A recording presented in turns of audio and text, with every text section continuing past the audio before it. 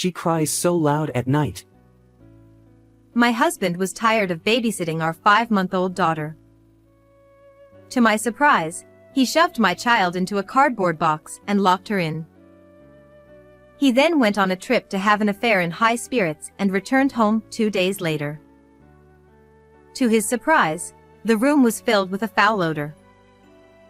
No way. His hands rattled and trembled as he peeled the duct tape off the box, and he rushed to check, but it was too late. It was an irreparable condition that made him want to cover his eyes. The cost of the affair was too great, and my husband lost everything and went to hell. My name is Melanie, and I am 38 years old. I was a housewife on parental leave after 8 years of marriage.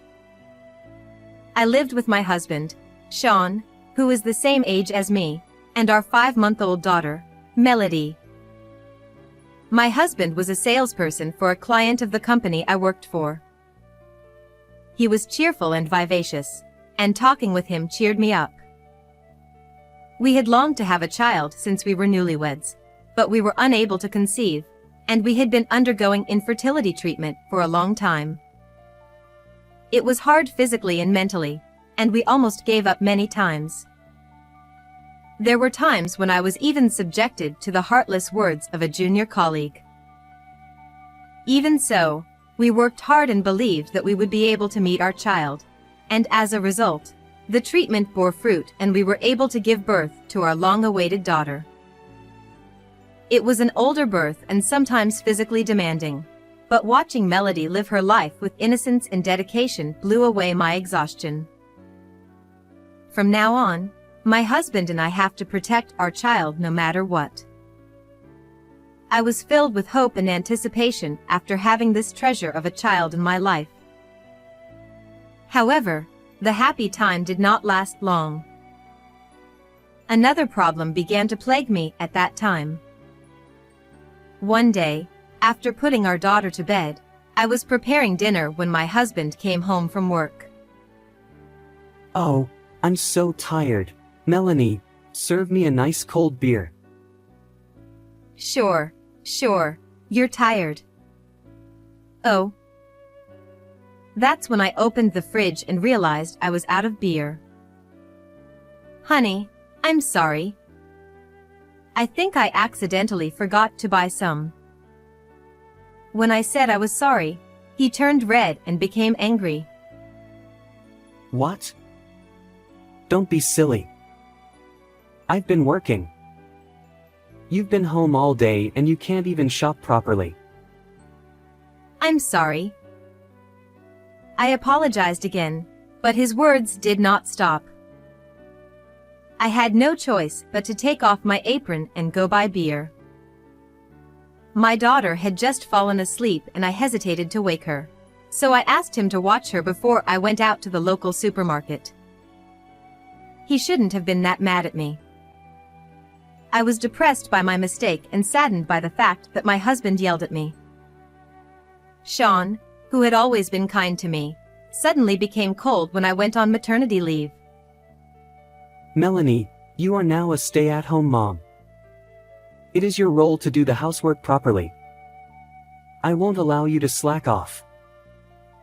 He began to leave me to do all the housework, which we had previously shared, and he demanded more perfection than necessary, belittling me and scolding me.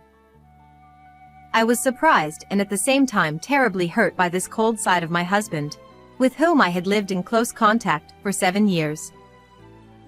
But I can't help it, Sean is doing his best for our family. At that time, my husband had a new job and was very busy. He came home late every night, and sometimes he was away on business trips and could not come home for days at a time. All I could do was thank him and support him behind his back. My first delivery was full of anxiety and morning sickness was heavy, but I gritted my teeth and persevered. I hurriedly finished my shopping and returned home. Then I heard Melody's cries echoing all the way outside the front door. As I hurriedly picked up my daughter and fanned her, I saw my husband grinning and fiddling with his phone. Melody was crying so much but he was ignoring her and looking at his phone. I tried my best to suppress the anger that was welling up inside me, and calmly spoke up. "I asked you to watch Melody for a minute, didn't I? What were you thinking, leaving her alone on the phone?"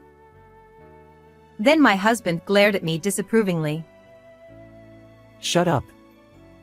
Even if I fussed over her, she wouldn't stop crying anyway. After all, nothing happened, so don't whine about it. You forgot to buy beer for me, and that's why I'm in this mess, isn't it? Surely Sean is right. It was my mistake to forget to buy beer. I also had a sense of duty to my husband who works for our family. I said I was sorry. Hun, if you understand, don't ever talk back to me. All you have to do is shut up and do what I say. He snickered at me, opened the beer I had just bought him, and downed it in one gulp. He then proceeded to give me a long, pompous lecture about how I was a very inadequate mother, which went on for an hour. I was inwardly angry, but I could do nothing but hold my tongue. After that, I was heartbroken that Sean was losing interest in me. If one day we could be close again like we used to be, that was my only wish. However, as if to push me over the edge, something happened that shattered my trust in him at once. It was when my husband came home late at night. When I greeted him, I couldn't help but facepalm because he was wearing the smell of sweet perfume. I couldn't help but frown when I greeted him, because he was wearing the smell of sweet perfume. My husband, perhaps drunk or something, turned bright red, handed me his suit jacket, and walked with dazed steps to the bathroom. I casually checked his pockets and found something extraordinary inside. It was a cute heart-patterned message card. In distinctive letters, it read, "It's been almost 4 months since we started dating. I am looking forward to our trip." What on earth does this mean? He couldn't possibly be having an affair? While I was stunned, my husband was in a good mood in the bathroom and started singing loudly. "Honey, please be quiet. You're waking up Melody and disturbing the neighbors." It was 2:00 in the morning. I chastised him for behaving so insanely. But it was too late, and just then I heard my daughter's cries coming from the bedroom. Apparently, the noise woke her up. It's the baby that's noisy, isn't it?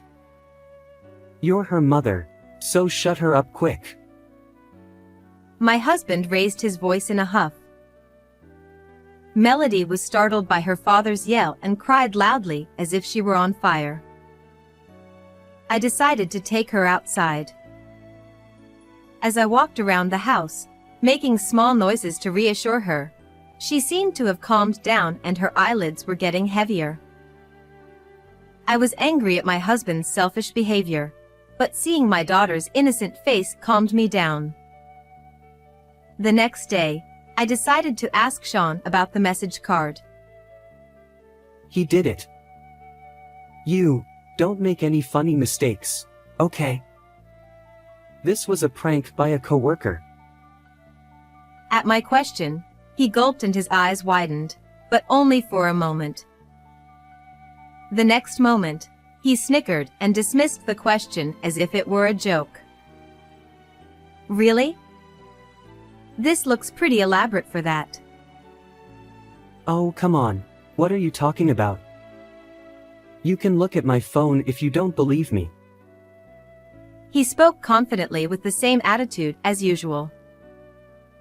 I check his phone to be sure, but find nothing suspicious. Well, then I must be mistaken, right? Although I showed some satisfaction, I was still filled with a hazy, blackened feeling inside.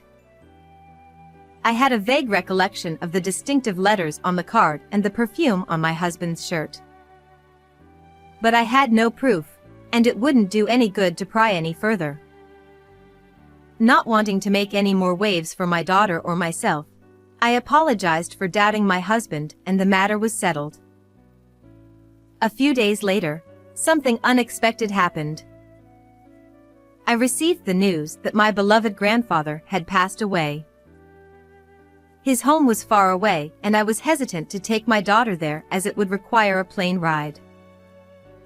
Since Sean was unreliable, I tried to find a sitter or a facility that would take care of our daughter, but they were all turned down because it was too urgent. Then I'll take paid leave and take care of Melody. When I was at my wit's end, Sean said something like that. My husband has not been able to take good care of our daughter. I was apprehensive, but having no other recourse, I had no choice but to leave her in his care. Then, in a great hurry, I put together the details concerning the care of our daughter, and my husband looked at it over and over again, with an ever-serious expression on his face. Maybe this will be an opportunity for him to be a father again. Thus, I left for my grandfather's house with my hopes for Sean in my heart. Everything's fine over here. I told you I'd take care of her. Later, when I arrived and called my husband, I could hear my daughter frolicking behind him as he spoke cheerfully. I patted my chest in relief and ended the call. Eventually, after the viewing and funeral, I said goodbye to my grandfather. I was relieved to be able to go home the next day, but then an incident occurred. It all started with a phone call from our neighbor, Kathy. "Hey, there's something that's been bothering me." She has been a good friend of mine since I moved in. With a 10-year-old daughter, Kathy is a reliable person, and I had asked her for advice about my daughter and other matters, and had told her that I would be away from home for my grandfather's funeral. She told me that the night before, she heard my husband yelling at our baby, "Your crying at night is so loud." She also said that she had seen him leaving the house in the morning alone, excitedly pulling a suitcase. Concerned about my daughter's safety, I asked Kathy to go check on our house. Oh. The curtains are open. The windows seem to be unlocked. Wait a minute, that can't be. As I asked her to come in through the window, I heard a flurry of activity and the sound of something being ripped open on the phone. My heart began to beat like a fast bell as I grew increasingly anxious. The next moment, Kathy screamed. Wait, what's going on?" I finally asked with a chill running down my spine. "Oh my goodness, it's Melody." According to her story, a cardboard box was placed unnaturally in the center of the living room, and through the gap between the handles, she could see what looked like a doll's hand. When she opened the cardboard, she said, she found my daughter, with her mouth covered with duct tape, shoved into the cardboard. What the hell? I took down my phone and sat there slumped on the floor. "Melody, get a hold of yourself." My friend's voice echoed in the distance, but I was too shocked to even get up. My eyes were so dark. 2 days later, my husband came home with an unsuspecting face. When he opened the living room door, he frowned and raised his voice. Damn! What's that smell? No way. My husband turned pale and scurried around, finally remembering what he had done 2 days earlier. With a startled look on his face, he reached for a cardboard box in the living room. Melody, are you kidding me? My husband's hands were shaking and his eyes were bloodshot with fear as he fearfully removed the duct tape from the cardboard box. The next thing he saw was his daughter lying face down in the box. Melody! But as soon as he reached into the cardboard and grabbed the object, he screamed, "Gee!" It was a baby doll wearing Melody's clothes and hat that Sean thought was his daughter. The stench was the used diapers we had put in with her. What? What is this? He had a dumbfounded look on his face, as if he had no idea why. That's not where that baby belongs. I stood in front of him, hiding behind the sofa, surreptitiously checking on Sean. 2 days ago, my daughter was shoved into a cardboard box with her mouth covered with duct tape by my husband. Fortunately, the worst was averted thanks to the quick thinking of our neighbor, Kathy. She immediately called an ambulance and Melody went to the hospital. When I arrived at the hospital, she had been treated and was sleeping peacefully. I was so shocked and wondered, what the hell is Sean doing to Melody? I couldn't stop shaking as I thought of my daughter, her mouth covered with duct tape, shoved into a dark, cramped cardboard box. Then, after consulting with Kathy, who was accompanying me, we decided to look into my husband. I then contacted a place and found out an unbelievable fact. What the hell is that? Absolutely unacceptable. I clenched my fists and made a decision. My husband, who had no idea that this was the case, was furious when he found out that he had been cheated. Hey, what the heck is this? Did you do this? What the hell do you want with this prank? I stared back at my husband, who was furious and yelling at me with cold eyes. That doesn't matter. Where have you been all this time?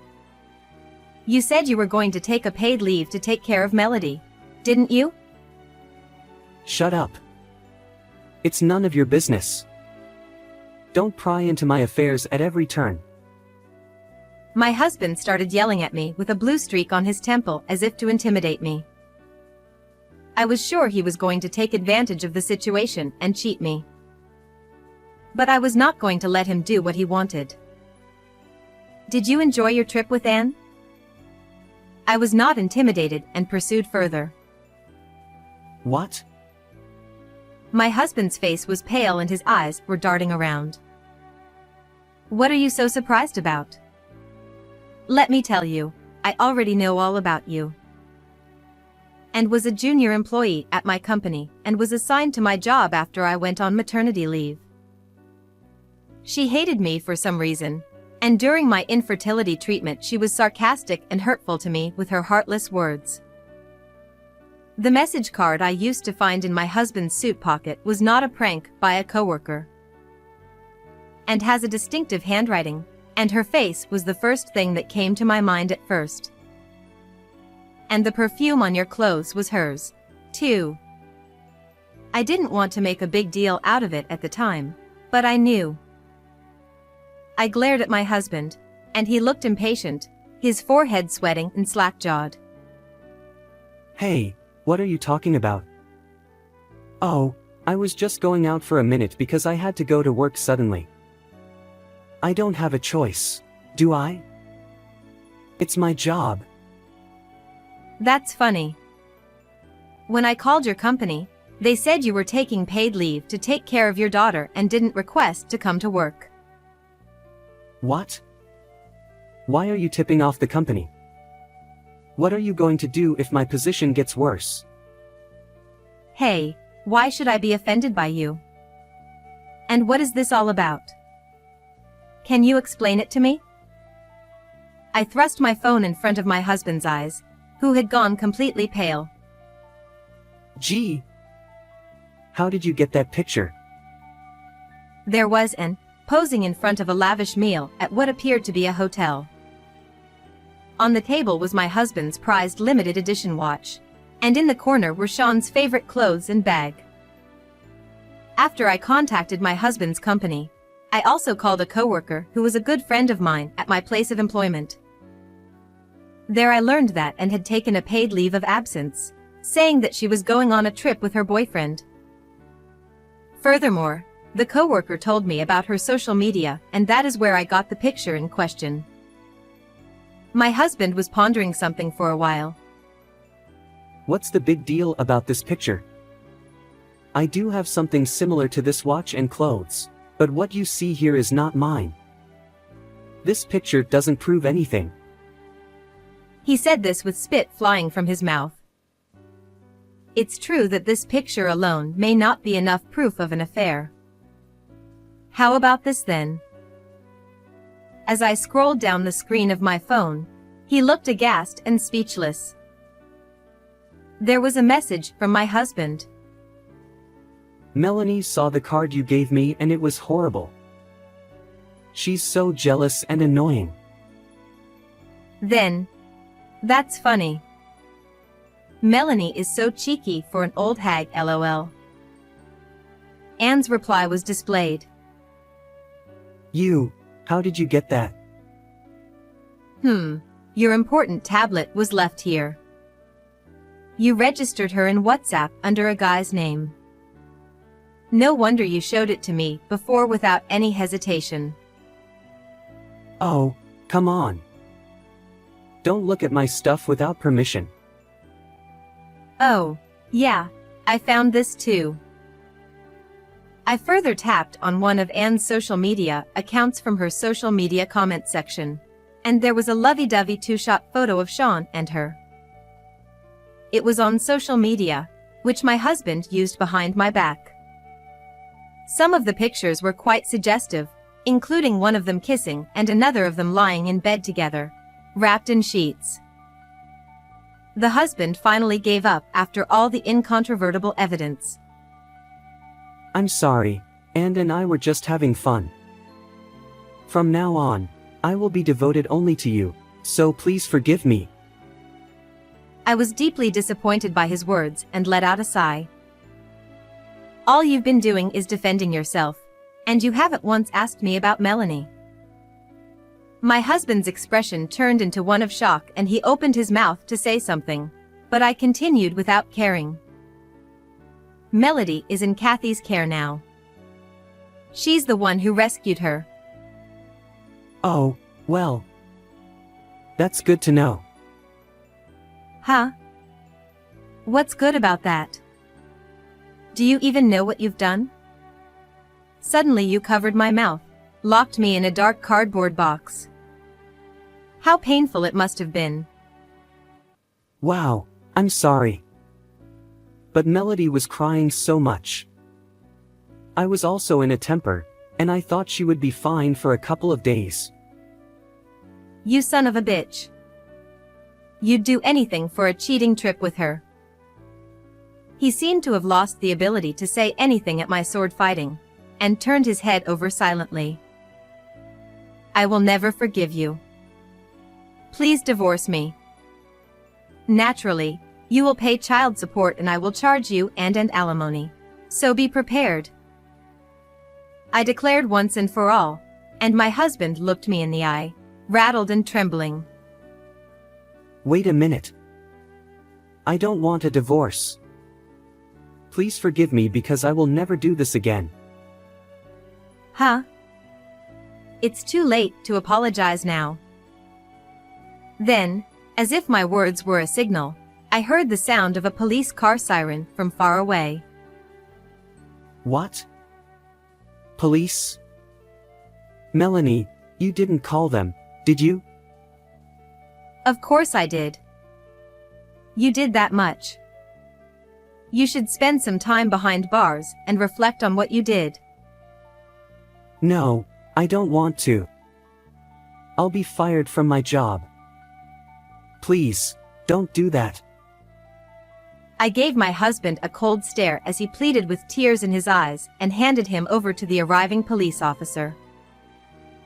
Subsequently, my husband and I successfully obtained a divorce.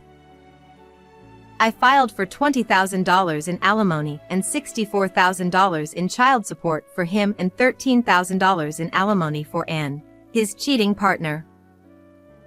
They were both fired from their jobs for this incident and were apparently saddled with a large amount of debt.